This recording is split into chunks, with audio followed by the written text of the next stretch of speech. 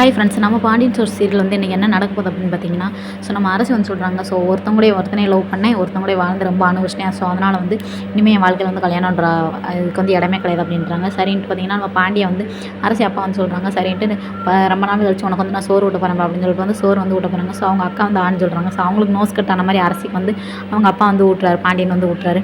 சரின்ட்டு பார்த்தீங்கன்னா, சாப்பிட்டு முடிச்சதுக்கப்புறம் வந்து எதனால தான் இப்படிலாம் நடந்துச்சு வச்சுன்னு சொல்லி வந்து பேசிகிட்டு இருக்காங்க. அப்படி பேசிட்டு இருக்கும்போது பார்த்தீங்கன்னா, நம்ம மீனாவும் ராஜியும் பார்த்தீங்கன்னா, சுகன்யான்றவங்க அவங்க அத்தையை அவங்கள வந்து கை காமிச்சு சொல்கிறாங்க. இவங்க தான் குமரங்கிட்ட வந்து அவங்க ஜோடியாக எடுத்து போட்டாவெல்லாம் எடிட் பண்ணி அனுப்பிவிட்டு இவங்க மூலமாக தான் அரசிக்கு வந்து இந்த எல்லா டீட்டெயிலுமே அரசி வந்து போக வச்சது.